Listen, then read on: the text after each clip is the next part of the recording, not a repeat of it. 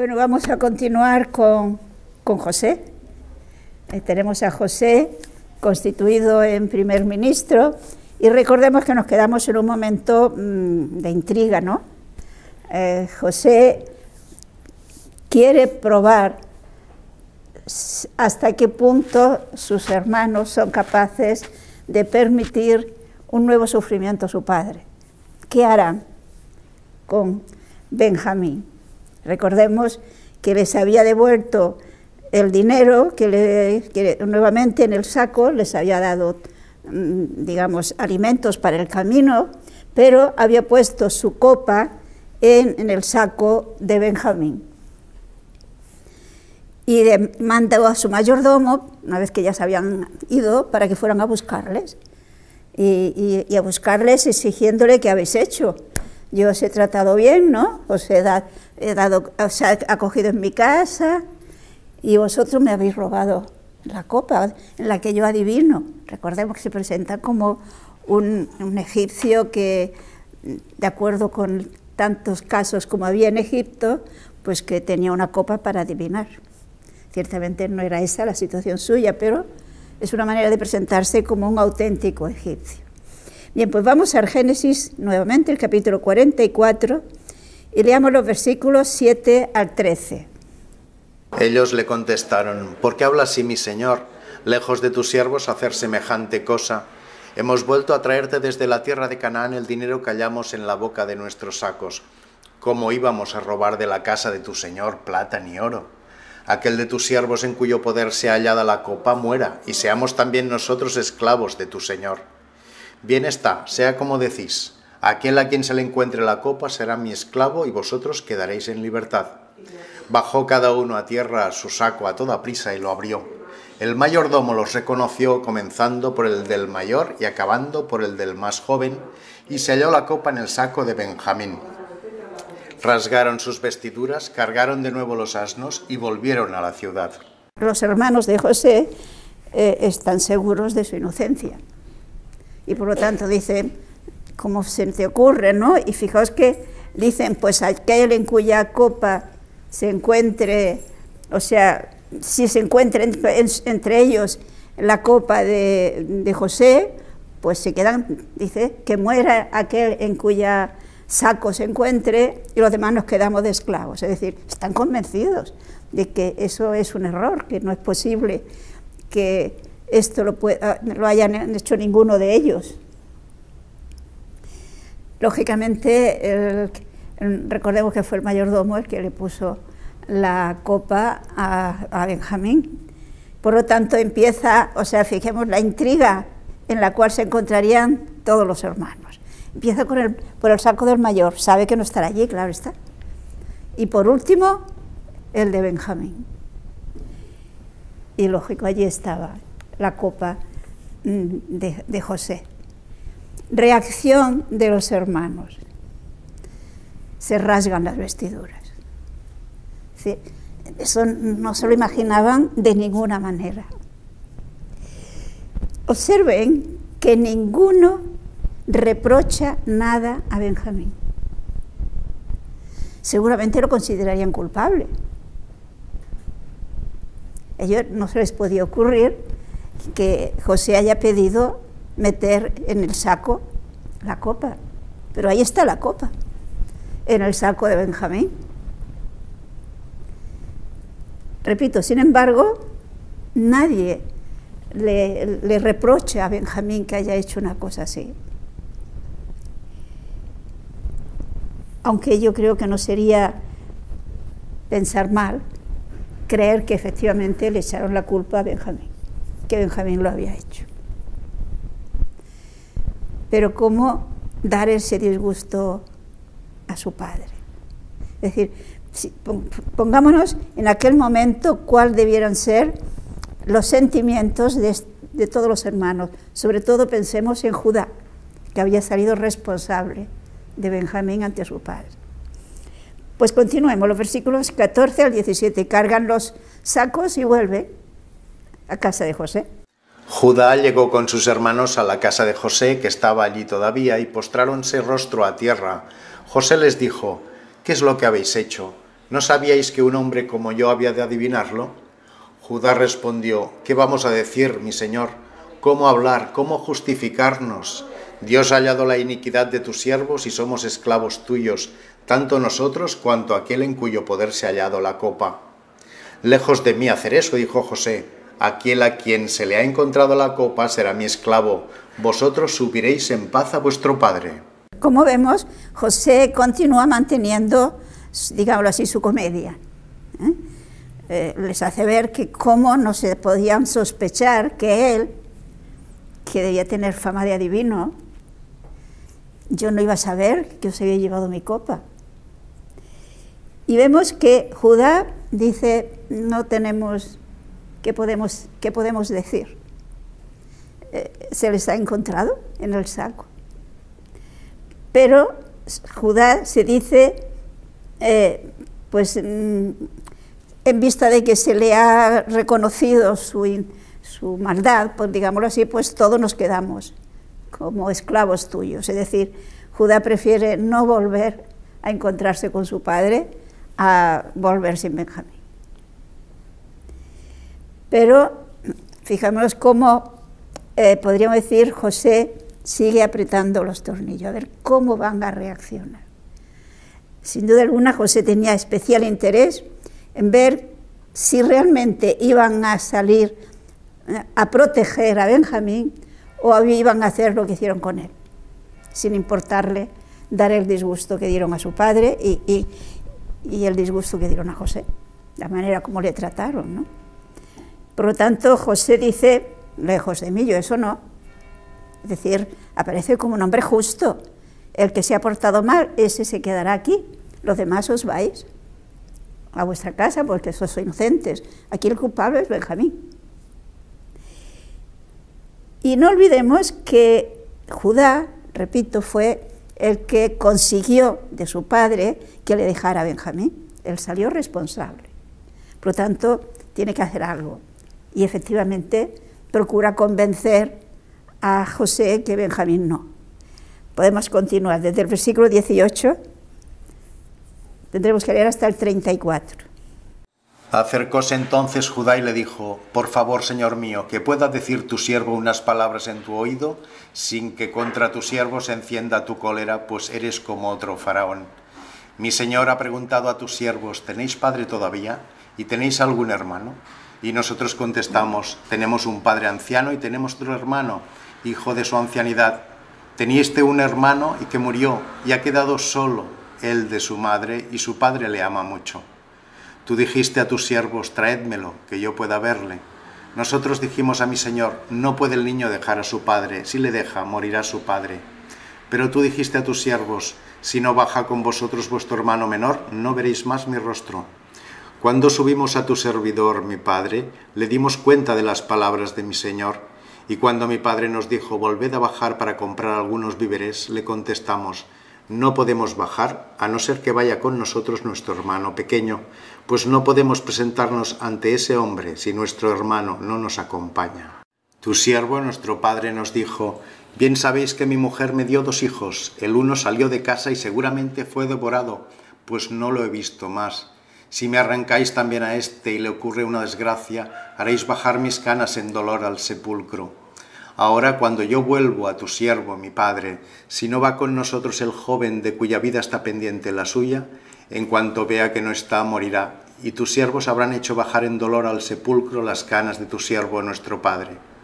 Tu siervo ha salido responsable del joven a tomarlo a mi padre y ha dicho, si yo no le traigo otra vez, seré reo ante mi padre para siempre. Permíteme, pues, que te ruegue que quede tu siervo por esclavo de mi señor en vez del joven y que éste vuelva con sus hermanos. ¿Cómo voy a poder yo subir a mi padre si no llevo al niño conmigo? No, que no vea yo la aflicción en que caerá mi padre. Bueno, fijemos el heroísmo de Judá. Judá también tenía hijos. Estaba casado, tenía hijos. Pero es interesante observar el interés, los argumentos de Judá para intentar, digamos, ablandar la conciencia y la actitud de José. Y le cuenta toda la historia, que ya sabemos, que realmente era tal cual. Es decir, le insiste, si nos hemos fijado, en que para su padre, el que no fuera el pequeño, pues iba a ser un dolor tan grande que le iba a costar la vida. Quiere lograr que reflexione, que ceda, ¿eh? Y llega a ese extremo de que, puesto que él salió responsable, se ofrece a quedarse como esclavo en lugar de Benjamín. Pensemos que José, ya lo hemos visto, era un hombre de una gran sensibilidad. Escuchar toda esta historia, pues lógicamente a José se le revuelven las entrañas, por decirlo así. Vamos al capítulo 45, los versículos 1 al 3. Entonces José, viendo que no podía contenerse más ante todos los que allí estaban, gritó: «¡Salgan todos!». No quedó nadie con él cuando se dio a conocer a sus hermanos. Lloraba José tan fuertemente que le oyeron los egipcios y le oyó toda la casa del faraón. «Yo soy José», les dijo, «¿vive todavía mi padre?». Pero sus hermanos no pudieron contestarle, pues se llenaron de terror ante él. Sabemos que en este momento José ya no se puede contener, es decir, ha visto la reacción de sus hermanos, cómo realmente les duele dar este sufrimiento a su padre. Y ya no puede contenerse y le dice a todos: marcharos, ¿no? No quiere darse a conocer a sus hermanos delante de los egipcios. Y entonces pues se le dice: yo soy José. Podemos imaginarnos la reacción de los hermanos. Y en esta ocasión José les habla en su idioma, como después le va a recalcar, ¿eh? Hasta ahora se había valido de intérpretes, ahora ya no. Ahora ya se manifiesta que realmente es él y que conoce su idioma, por lo tanto. Podemos imaginarnos, aquí dice que los hermanos se llenaron de terror, no era para menos. Pensemos que fácilmente podían pensar que ahora tendrían represalias. Tenían conciencia de que se habían portado muy mal con José. Y resulta que es José. Por lo tanto, además de la sorpresa, el miedo, ahora ¿qué hará con nosotros? Precisamente este heroísmo de Judá, sin duda alguna, fue el motivo, la causa por la cual Jacob, cuando, digamos, hable de la herencia, la promesa mesiánica se la asigna a Judá. Si queréis podemos leer en el capítulo 49 del Génesis, el versículo 10. No faltará de Judá el cetro, ni de entre sus pies el báculo, hasta que venga aquel que es, y a él darán obediencia a todos los pueblos. Judá será el que recibirá ese cetro hasta que venga ese, es decir, el Mesías, al cual darán obediencia a todos los pueblos. Es decir, la promesa mesiánica pertenece a Judá. Será un descendiente de Judá, el Salvador del mundo. Jesús pertenece a la tribu de Judá. Parece que fue precisamente este acto heroico de Judá lo que hizo que Jacob le diera a él esta promesa, que él había recibido, ¿no? Porque recordemos que Judá no era ni el primero, ni el segundo, ni el tercero, es el cuarto. Podemos continuar, volvemos al capítulo 45, versículos 4 al 8. Él les dijo: acercaos a mí. Acercáronse ellos y les dijo: yo soy José vuestro hermano, a quien vendisteis para que fuese traído a Egipto. Pero no os aflijáis y no os pese haberme vendido para aquí, pues para vuestra vida me ha traído Dios aquí antes de vosotros. Van 2 años de hambre en esta tierra y durante otros 5 no habrá arada ni cosecha. Dios me ha enviado delante de vosotros para dejaros un resto sobre la tierra y haceros vivir para una gran salvación. No sois pues vosotros los que me habéis traído aquí, es Dios quien me trajo y me ha hecho padre del faraón y señor de toda su casa y me ha puesto al frente de toda la casa de Egipto. Bueno, fijémonos la fe de José. ningún reproche para con sus hermanos, ninguna queja. La conciencia, es decir, ver los acontecimientos a la luz de Dios. Y por eso les dice que no se preocupen, que no fueron ellos, que es Dios el que le ha querido llevar a Egipto para de esta manera salvar la vida a todos ellos, a toda la familia, convirtiéndolo en Señor de Egipto. Fijémonos que aquí tenemos lo que podríamos decir un caso concreto en el que se ve aquello que dirá San Pablo en la carta a los Romanos, en el capítulo 8, versículo 28. Dios hace que todo sea para bien de los que aman a Dios. Todo. Y en este caso también esa situación terrible de verse rechazado por sus hermanos, dispuestos a matarle y acabando vendiéndolo como esclavo. No queda en el corazón de José la más mínima amargura, la más mínima queja. ¿Y por cómo pudo tener esa reacción de fe? Fijémonos que esto indica que en la vida de José era habitual su diálogo, su contacto con Dios. Y a la luz de su contacto con Dios, de su diálogo con Dios, puede ver las cosas desde el punto de vista de Dios. Si no, lo que prevalece es nuestro punto de vista humano.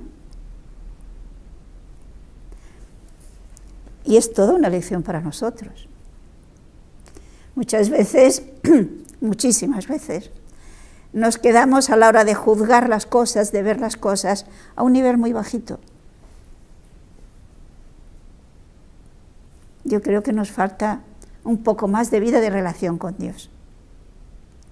Porque puede ser que recemos mucho, pero que no estemos con la atención puesta en Dios. No conectemos con Dios. No nos pongamos a la escucha de Dios. Y entonces si soy yo quien habla. Y a veces sin estar yo atendiendo lo que estoy diciendo muchas veces, pues entonces yo no puedo escuchar a Dios, no le doy oportunidad que me diga nada.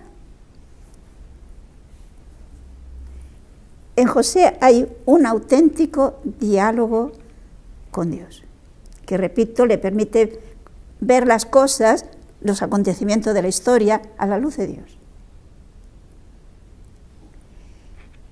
Vamos a continuar del versículo 9 al 15. Apresuraos y subid a mi padre y decidle, así dice José tu hijo, me ha hecho Dios Señor de toda la tierra de Egipto, baja pues a mí sin tardar, y habitarás en la tierra de Gosén, y estarás cerca de mí, tú, tus hijos y los hijos de tus hijos, con tus rebaños, tus ganados y todo cuanto tienes. Allí te mantendré yo, pues quedan todavía otros 5 años de hambre, y así no perecerás tú, tu casa y todo cuanto tienes. Con vuestros mismos ojos veis, y ve mi hermano Benjamín con los suyos, que soy yo mismo el que os habla. Contad a mi padre cuánta es mi gloria en Egipto y todo cuanto habéis visto, y apresuraos a bajar aquí a mi padre. Y se echó sobre el cuello de Benjamín su hermano y lloró, y lloraba también Benjamín sobre el suyo. Besó también a todos sus hermanos, llorando mientras los abrazaba, y después sus hermanos estuvieron hablando con él. Sabemos que hay aquí una profunda reconciliación con todos sus hermanos. Se comprende la emoción de ese abrazo a Benjamín. Pero observen también ese repetir, daos prisa, traed a mi padre. Se ve ese hecho de que José lo había olvidado en un momento a su padre, que había pensado muchas veces en él y que deseaba encontrarse ya. Además, fijaos que ya lo tiene todo planeado, es decir, no hay una improvisación, se lo ha pensado. Y le dice, veniros a la tierra de Gosén, es decir, la parte del delta, la parte oriental del delta del Ebro, perdón, del Nilo, estamos en África, ¿no? Y él los alimentará. Es decir, hay una gran generosidad por parte de José. Él alimentará a todos, que como veremos no serán 12, serán muchísimos más. Porque Vendrá su padre, le dice que ahí con sus hijos, con sus nietos, con toda la familia, que ya era una gran familia. Y que se den prisa, que vengan ya pronto, porque quedan años de hambre. Y por otra parte, les hace ver que les está hablando él, que lo están oyendo, que es él el que les habla, que realmente es él. Se ve que a los hermanos les costó mucho reconocerlo, y es normal que le costara reconocerlo, ¿no? Habían pasado años y lo habían vendido como un pobrecito esclavo, y se lo encuentran señor de Egipto. Veamos la reacción del mismo faraón, porque José llora tan fuerte, se desahoga de tal manera que todos los que estaban por allí se enteran, y por lo tanto la noticia llega hasta el faraón. Continuemos desde el 16 al 20. Corrió por la casa del faraón la voz de que habían venido los hermanos de José, y se complacieron de ello el faraón y sus cortesanos. Y dijo el faraón a José: di a tus hermanos, haced esto, cargad vuestros asnos, id a la tierra del Canaán, tomad a vuestro padre y vuestras familias y venid a mí. Yo os daré lo mejor de la tierra de Egipto y comeréis lo mejor de la tierra. Mandóles que llevasen de Egipto carros para sus hijos y sus mujeres, traigan con ellos a su padre y vengan. Que no les pese de tener que dejar sus cosas, pues suyo será lo mejor de la tierra de Egipto. Bueno, fijémonos que esta reacción del faraón revela en cuánto valoraban y apreciaban a José.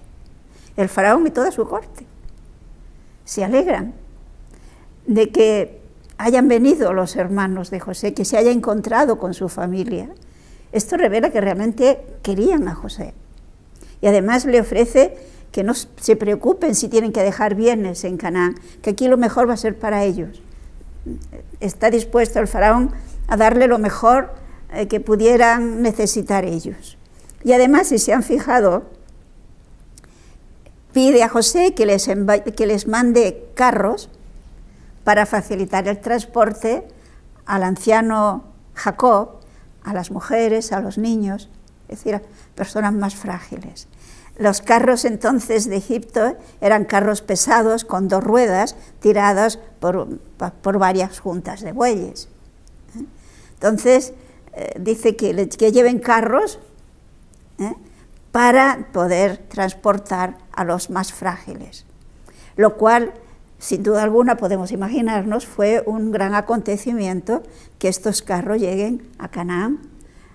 Digamos, el contraste del nivel social era impresionante.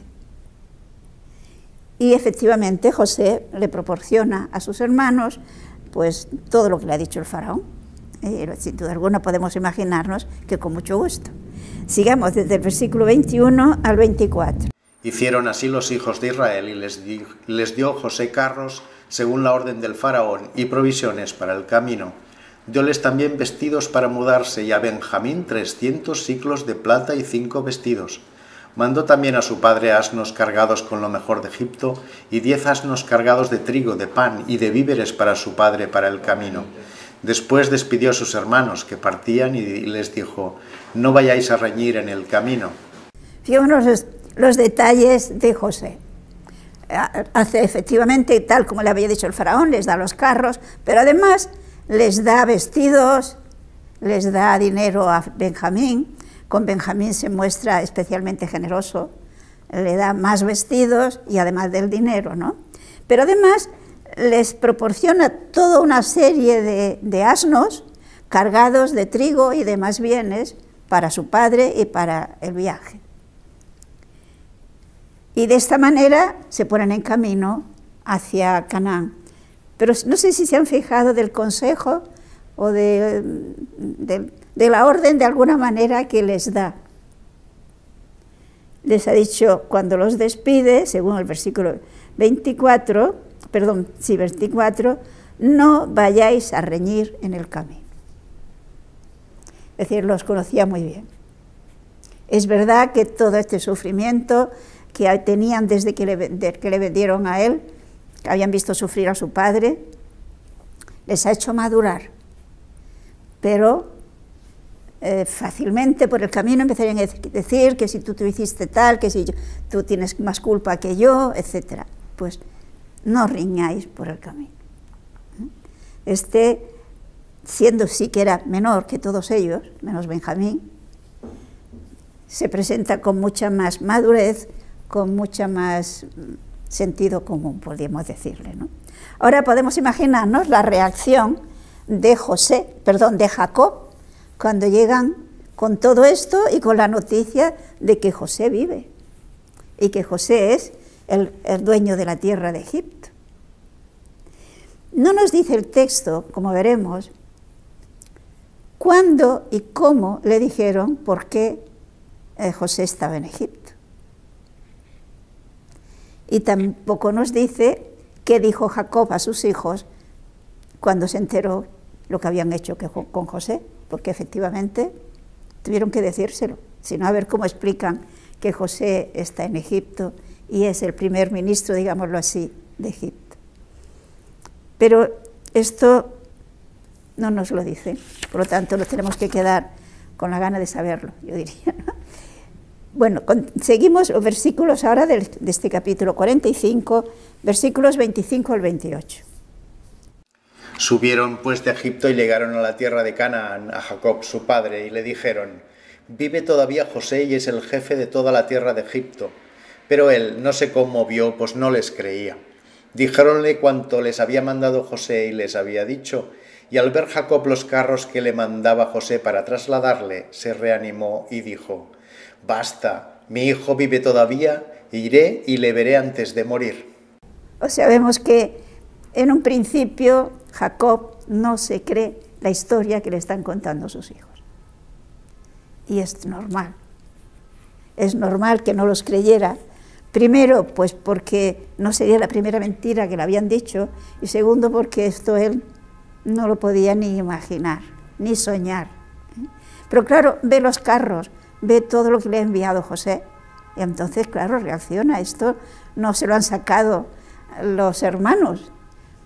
Y por lo tanto tenemos esa reacción de Jacob: basta, vive mi hijo. Esa alegría, ¿no?, de que lo que es hasta este momento el ideal de Jacob, su idea, digamos, permanente era encontrarse con José.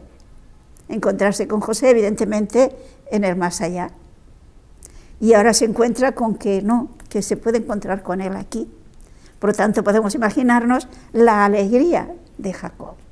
Pero hay para Jacob un problema. ¿Es voluntad de Dios que se vaya a Egipto o debe quedarse en Canaán? Y vemos cómo Jacob quiere hacer la voluntad de Dios. Vamos a ver en el capítulo 46 los versículos 1 al 7. Partióse Israel con todo cuanto tenía y al llegar a Bersabé ofreció sacrificios al Dios de su padre Isaac. Dios habló a Israel en visión nocturna diciéndole: Jacob, Jacob. Él contestó: heme aquí. Y le dijo: yo soy él, el Dios de tu padre. No temas bajar a Egipto, pues yo te daré allí un gran pueblo. Yo bajaré contigo a Egipto y te haré volver a subir. José te cerrará los ojos. Lleváronse también sus ganados y los bienes que habían adquirido en la tierra de Canaán, y Jacob se encaminó a Egipto con toda su familia. Llevó con él a Egipto a sus hijos y a los hijos de sus hijos, a sus hijas y a las hijas de sus hijas. Toda su familia entró con él en Egipto. O sea, vemos que Jacob, antes de abandonar la tierra prometida, la tierra de Canaán, ofrece un sacrificio a Dios. Hace un momento de ofrenda a Dios y sin duda alguna de oración. Es decir, se cuestiona ante Dios si debe marchar o quedarse. Y es interesante la respuesta de Dios a esa inquietud de Jacob. Le dice que vaya. Y fijémonos que le dice que él es el Dios de su padre, pero que él bajará con Jacob a Egipto. Es decir, fijémonos que la idea de los pueblos paganos es que cada lugar tenía su Dios. En cambio, Dios les va haciendo ver que Dios no es un Dios local. Dios es Dios en todas partes. Y por lo tanto, Dios bajará con él. Es decir, Dios seguirá ayudándoles en Egipto. Les acompañará, hará que se convierta en un gran pueblo. Y subirá con ellos otra vez a Canaán. Ante esta revelación de Dios, ante esta respuesta de Dios a su pregunta, a su inquietud, Jacob ya va contento. ¿Por qué? Porque sabe que está haciendo la voluntad de Dios. Yo no sé si se dan cuenta que aquí Dios quiere decirnos algo muy importante. Y es que intentemos, procuremos que en todo momento hagamos lo que sabemos que Dios quiere que hagamos. Es decir, que lo que nos mueve, si somos creyentes, lo que nos mueve a actuar debe ser saber que es voluntad de Dios que lo hagamos. Porque si nos analizamos un poco, nos fijaremos que lo que motiva nuestros actos muchísimas veces es: yo elijo lo que me gusta, lo que pienso que me conviene, lo que me apetece. Es decir, en el fondo, muchas veces el motivo de mis resoluciones es mi yo, mi comodidad, mi gusto.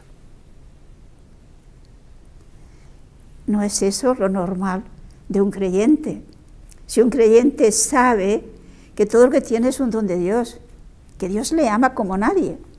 En el Evangelio de San Juan, entonces José evidentemente no tenía noticia, no podía ni imaginarse el gesto de Dios de darnos a su hijo por nosotros, pero nosotros ya sí lo sabemos. Que tanto amó Dios al mundo, que Dios de San Juan, que nos dio a su único hijo, para que podamos encontrar la salvación. Entonces, ¿no parece que lo lógico fuera que nosotros nos moviéramos por amor a Dios, que nos ha mostrado su amor de esta forma? Amor con amor se paga, ¿no? Si nuestra respuesta a lo que Dios nos pide o a lo que decidimos hacer en nuestra vida es buscando mi yo, mi comodidad, mis gustos, ahí no sé dónde está mi amor a Dios. Será cuestión que tendríamos que cuestionárnoslo. No olvidemos que el primer mandamiento es amar a Dios sobre todas las cosas. Por lo tanto, sobre mi comodidad, sobre mis gustos.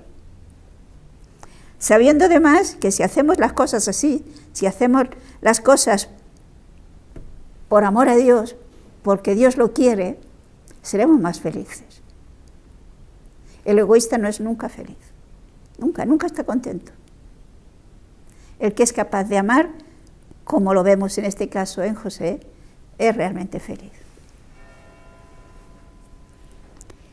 Podemos continuar, hemos leído hasta el versículo 7, ¿no?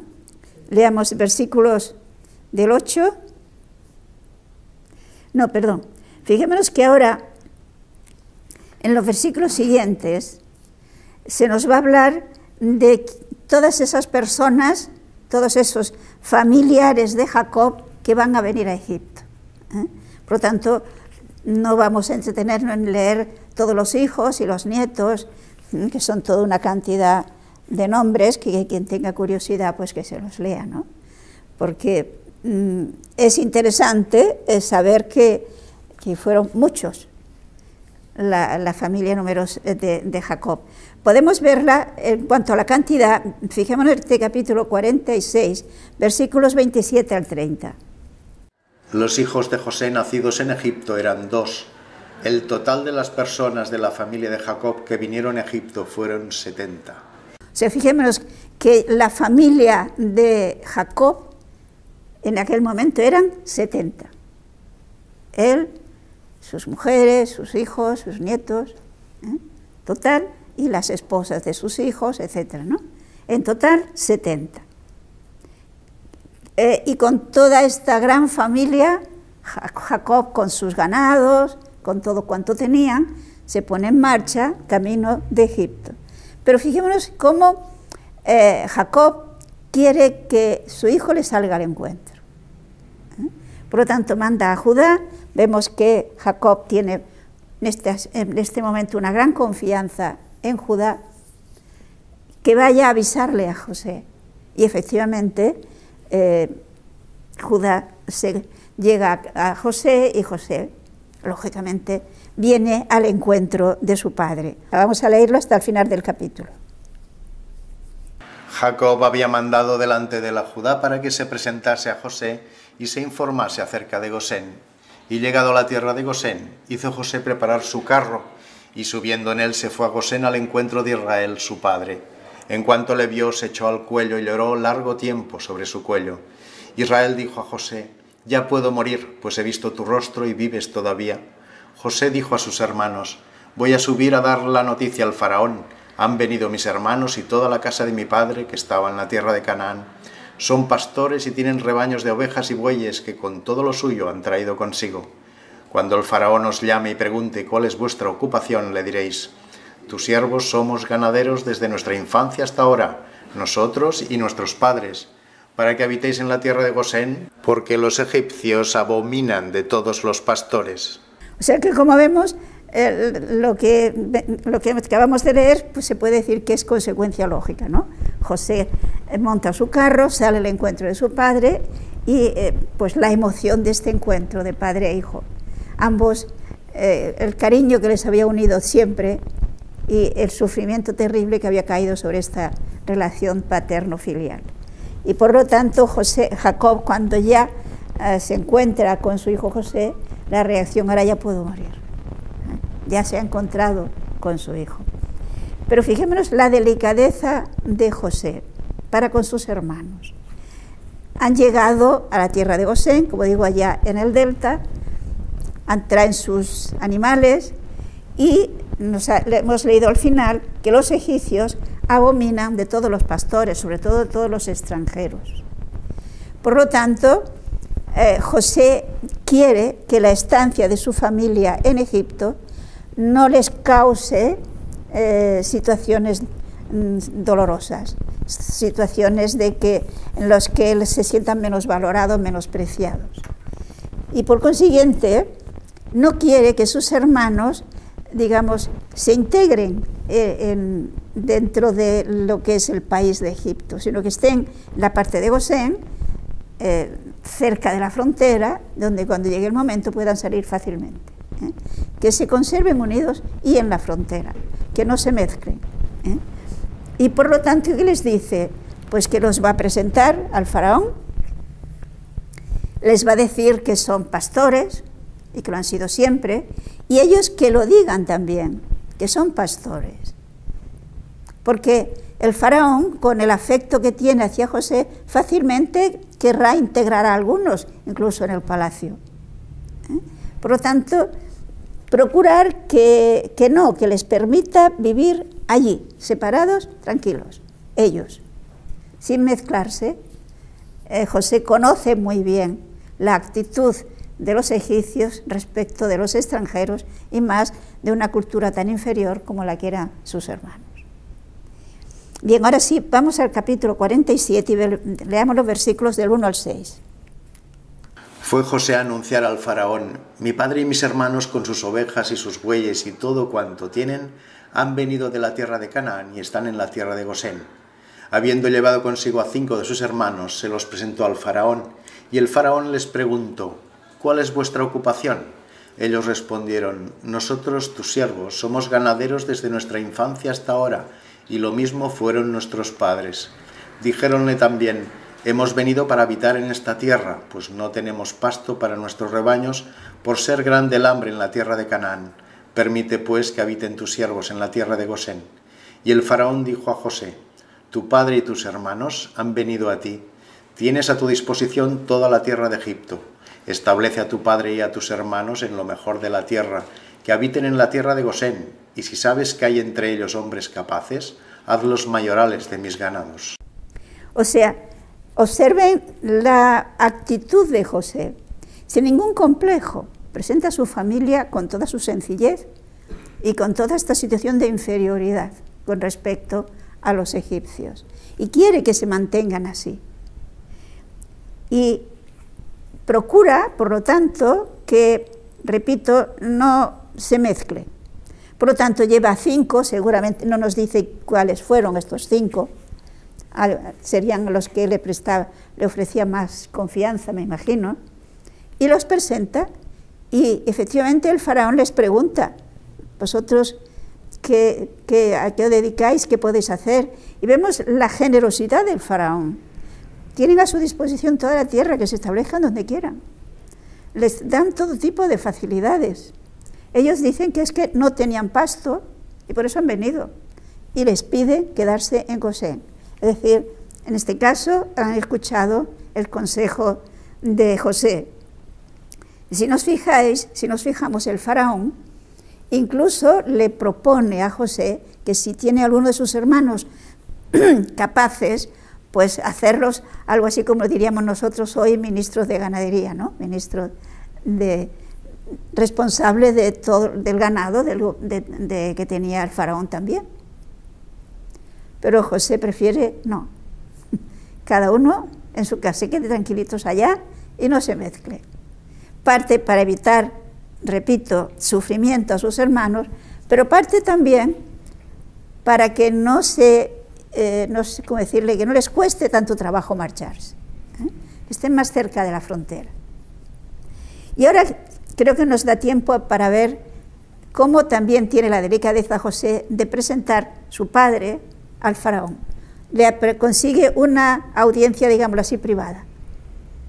Y es interesante la actitud de Jacob. Fijémonos bien al leerlo. Los versículos del 7, podemos leer hasta el 10.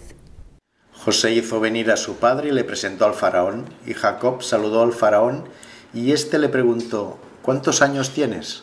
Jacob contestó, 130 son los años de mi peregrinación. Corta y mala ha sido mi vida, y no llega el tiempo de la peregrinación de mis padres. Jacob saludó de nuevo al faraón y se retiró de su presencia. Bueno, no sé si todas las Biblias traducen de la misma manera. Saludó, Jacob saludó al faraón. ¿Es eso lo que pone todas las Biblias? ¿Que les saludó? Sí, Jacob bendijo al faraón. Muy bien. Jacob bendijo al faraón. Es decir, fijémonos que Jacob, sin ningún complejo, es consciente de ser portador de una bendición especial de Dios. Y por lo tanto no tiene ningún complejo al saludar y bendecir al faraón. Se reconoce evidentemente, diríamoslo así, culturalmente y en cuanto al poder político inferior. Hay una actitud de humildad ante el faraón, pero al mismo tiempo de seguridad de saber que es portador de una bendición de Dios. Y sin ningún reparo bendice al faraón. Bien, entonces tenemos ahora que José pues hará que sus hermanos y su padre se establezcan en la tierra de Gosén. Nos vamos a quedar aquí porque tenemos la hora y Dios mediante el próximo día terminaremos la historia de José, que ciertamente es una historia muy, muy emocionante y muy aleccionadora.